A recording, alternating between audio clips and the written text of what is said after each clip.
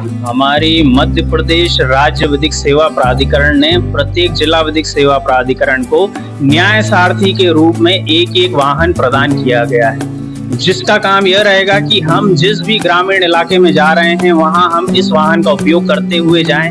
यदि कोई गरीब व्यक्ति अगर उसे अस्पताल पहुंचने में असुविधा हो रही हो या उसे एम्बुलेंस समय पर नहीं मिल पा रही हो, तो हम इस न्याय सारथी का उपयोग करते ऐसे व्यक्ति को अस्पताल भी पहुंचा सकते हैं। यदि कोई मानसिक रूप से विक्षिप्त व्यक्ति हो, उसे हम अगर मानसिक अस्पताल पहुंचाना तो हम उस लिए भी इस वाहन का उपयोग कर सकते हैं। हमारी लोक अदालत आती है वर्ष में 4, हम उसमें प्रचार प्रसार के लिए भी इस वाहन का उपयोग करते हैं। किसी भी व्यक्ति को कानूनी या किसी प्रकार की कोई समस्या होती है तो उसके निदान के लिए हम इस वाहन का उपयोग करते हैं। यदि किसी व्यक्ति को हमारे न्याय सारथी वाहन के उपयोग या उसकी आवश्यकता हो तो वह टोल फ्री नंबर 15100 पर कॉल कर सकते हैं और क्या आवश्यकता है ये बता सकते हैं। फिर हमारे ड्राइवर जो है उन्हें उसी स्थान पर जाकर पिकअप करेंगे और उन्हें वांछित स्थान पहुंचाए जाने में सहयोग करेंगे।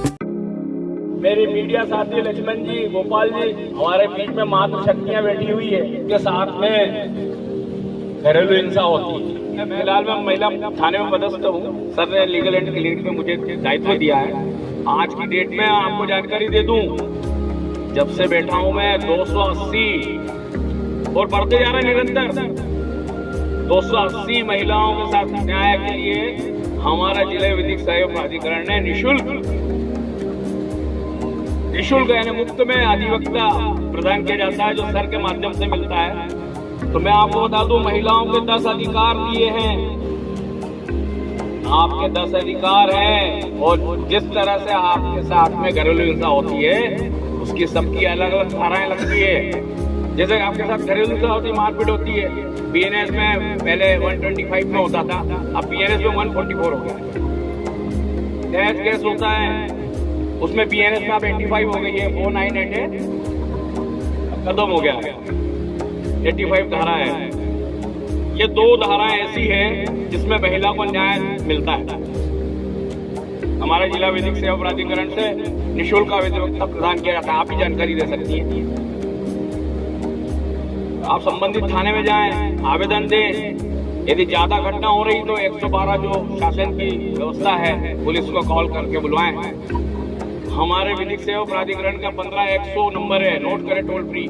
उस पर भी आप कंप्लेंट कर सकती हैं। पुरुषों के लिए केवल एक ही धारा है जिसमें वो अपनी पत्नी को लाने के लिए आवेदन कर सकता है, वो धारा 9 है। सेकंड विषय पे आता हूँ कि कई बार एफआईआर झूठी होती है, रिट पिटीशन दायर कर सकते हैं आप। एक प्रकरण आया था, मैं नाम नहीं लेना चाहूंगा, हमारे मित्र का ही था, घर में घुस के मारपीट।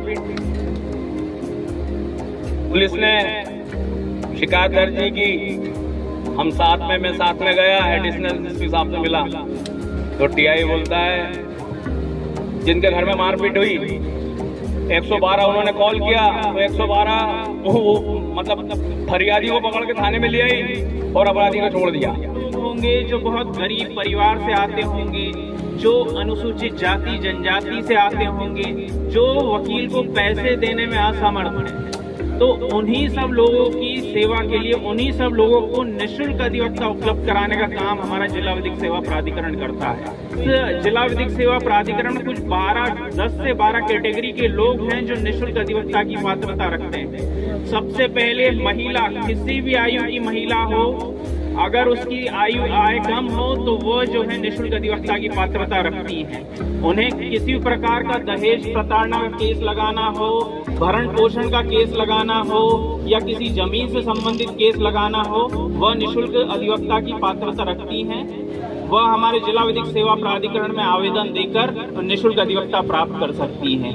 कोई भी बच्चा हो या बच्ची हो 1 वर्ष से 18 वर्ष के बीच की, वह भी निःशुल्क अधिवक्ता की पात्रता रखते हैं। उन्हें और कोई प्रूफ नहीं देना रहता, केवल ये बताना रहेगा कि उनकी उम्र 18 वर्ष से कम की है और वो कोर्ट में केस लगाना चाहते हैं। बाकी हमारा जिला विधिक सेवा प्राधिकरण उसमें और कोई इंक्वायरी नहीं करेगा, निःशुल्क अधिवक्ता उपलब्ध करा देगा।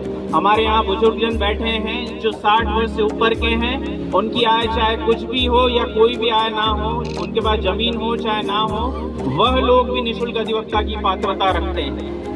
हमारे बीच ये जैसे कि भूकंप आ जाता है, कोई भी नेचुरल कैलेमिटी आ जाती है, उससे हमारे घर वगैरह दुकान वगैरह गिर जाती हैं। तो ऐसी स्थिति में हमारे पास केस लगाने के, वकील को पैसे देने के लिए कुछ नहीं रहता। तो ऐसे लोग जो नेचुरल कैलेमिटी से, भूकंप से या किसी प्रकार की बारिश वगैरह से प्रभावित होते हैं, उन लोगों को भी निःशुल्क अधिवक्ता की पात्रता है। कोई मानसिक रूप से विक्षिप्त व्यक्ति है, वह भी निःशुल्क अधिवक्ता की पात्रता रखता है।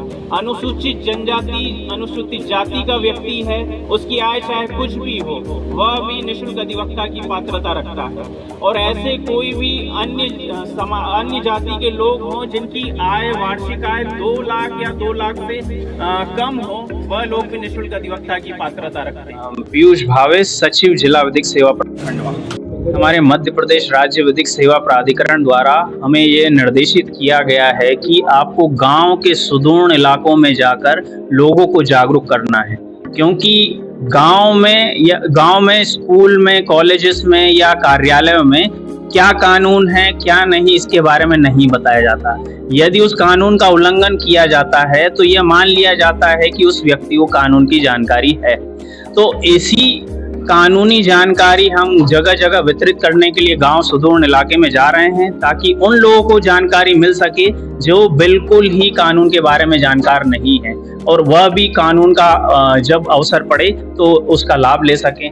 अगर उनको कोई कानून के कोई सहायता मिल सकती है तो वो हम सहायता उनको प्रदान कर सकें, और उनसे हम गांव में सुदूर इलाकों में जाकर किसी भी प्रकार की कोई समस्या हो, उनसे हम आवेदन लेते हैं, संबंधित कार्यालय में भेजते हैं और उनकी जो है वांछित सहायता करने में सहयोग करते हैं जब वह स्वयं करने में असमर्थ।